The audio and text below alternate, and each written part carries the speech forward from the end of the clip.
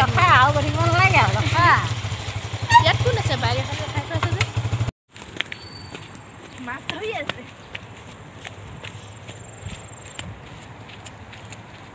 লাহে লাহে লাহে লাহে পিছল এজনীও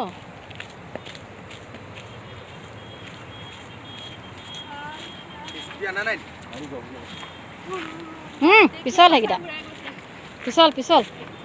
পিছলটো বাটিয়ে চোৱা নাই ইমান পানী বাঢ়ি গৈছে মাছ পাইছে নাই নাই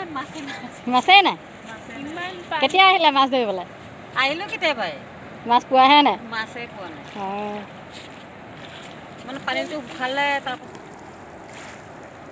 আমাৰ জেগাটোৰ নাম চাউলধৰা ঘাট কৈ থকা হয় আচল মেইন চাউলধৰা ঘাটটো আজি আপোনালোকক আমি দেখাই দিবলৈ আহিছোঁ এইটোৱে হ'ল আচল মেইন চাউলধৰা ঘাটটো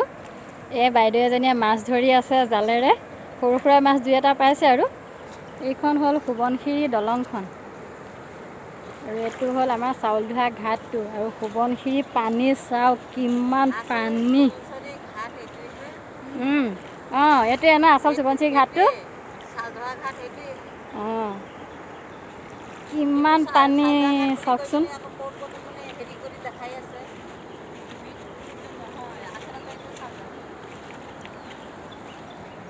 এয়া দেখিছে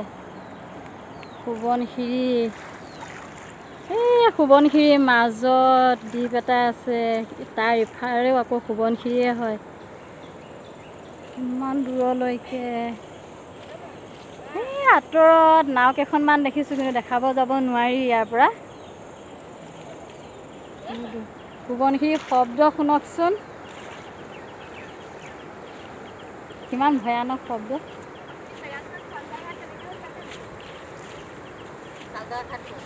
নামটো কেনেকৈ হ'ল জানে নি এইটো কোন ভকত বোলে ইয়াৰ চাউল ধৰিছিলে শংকৰদেৱ মাধৱদেৱ অঁ শংকৰদেৱ মানে মাধৱদেৱ মানে হেৰি চাউল ধৰিছিলে যেন এইটো মানে চাউলধৰা ঘাট দি এতিয়া কোনজন সেইটো নাজানে সেইটো নাজানো অঁ মানে এজন হয় আৰু শংকৰদেৱ বা মাধৱদেৱ কোনোবা এজন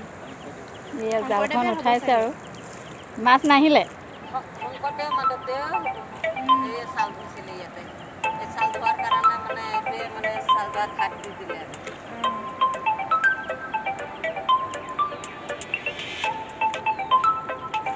বৰ্তাই ফোন কৰি আছে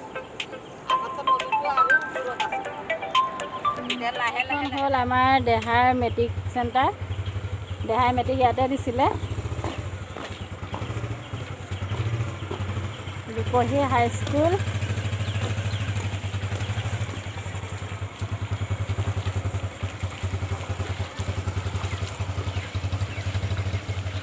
ৰূপহী হাইস্কুলৰ পৰা চাউলধৰা ঘাট নিচে কাষতে এখন হ'ল স্কুল আৰু এইটো হ'ল ৰূপহী উচ্চ মাধ্যমিক বিদ্যালয় দেহা মেট্ৰিক চেণ্টাৰটো গেট হয় এখন এইফালে দি সোমাই যায় এনেকৈ চাউলধৰা ঘাটটো আজি আপোনালোকক দেখালোঁ এতিয়া আমাৰ ওচৰতে এজন বয়সস্থ লোক আছে তেখেতৰ বয়স 100 বছৰ পাৰ হৈ গ'ল যিহেতু তেখেতৰ মুখেৰে চাউলধৰা ঘাটৰ বিষয়ে অকণমান জানিম বুলি ভাবিছোঁ ময়ো জানিম লগতে আপোনালোককো জনাওঁ বলকচোন যাওঁ ককা দেউতাৰ ওচৰলৈ অঁ দেউতা আমাৰ চাউলধৰা ঘাটটোৰ নাম চাউলধৰা ঘাট কেলৈ হ'ল চাউলধৰা ঘাট দ্ৰৌপদীয়ে চাউল ধোৱাৰ কাৰণে চাউলধৰা ঘাট তাৰপৰা এইটো গুচি গৈছিলে এতিয়া যাওঁতে দক্ষিণলৈ যাওঁতে মানে ভীম পৰিলে তাৰপৰা ভৰি ধোৱা ঘাটেদি ভৰি ধুই হাকু দিয়া বিলেদি হাকু দি পেলাই পাৰ হৈ পেলাই গুচি গৈছে দক্ষিণলৈ ভীম পৰিছিলে কাৰণে ভীমপৰা বিল বুলি কয় অঁ ভীমপৰা বিল অঁ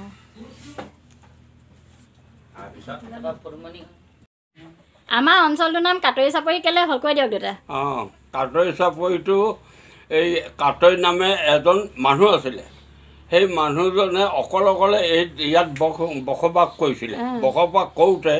তেতিয়া তাক দেখি পেলাই ইজন সিজনকৈ আহোঁতে আহি পালেহি পাই পেলাই 10-12জন হৈ গ'ল 10-12জন হওঁতে তিনিটা এই মণ্ডল কাণৰ গৈ চবকেইটা আহি পেলাই তেওঁ ঘৰত সোমাই পেলাই এই নামটো কি এই জেগাটো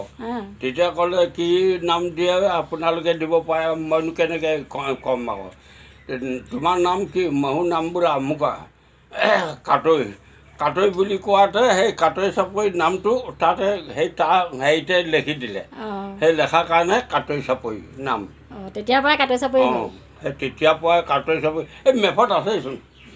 আগৰ পুৰণা মেপত অঁ দাদা আপোনাৰ বয়স কিমান হ'ল কৈ দিয়কচোন বয়স আপোনাৰ নামটো কৈ দিয়ক মোৰ নাম পেটুৱা চুতীয়া অঁ তাৰপৰা আপোনাৰ বয়স কিমান হ'ল কৈ দিয়কচোন মোৰ বয়স এতিয়া বয়স 10 বছৰলৈ পাৰ হ'বলৈ লৈছে দেই 10 বছৰলৈ পাৰ হ'ব চাউল ধোৱা ঘাটৰ বিষয়ে আপোনালোকক দেউতাৰ মুখেৰে যিখিনি জানো জনালোঁ আমিতো বিশেষ নাজানো একো দেউতা যিহেতু এজন বয়সস্থ লোক আমাৰ ইয়াৰে সেই ভাবিলোঁ দেউতাৰ মুখেৰেই শুনো আজি বুলি আমিও শুনিলোঁ আপোনালোককো শুনালোঁ কিবা যদি ভুলো হৈছে শুধৰাই ল'ব আপোনালোকে যদি কিবা নজনা কথা থাকি গৈছে জনাব আপোনালোকে আজিলৈ ইমানতে আহোঁ আকৌ লগ পাম নতুন এটা ভিডিঅ'ত আজিলৈ আহোঁ দেই বাই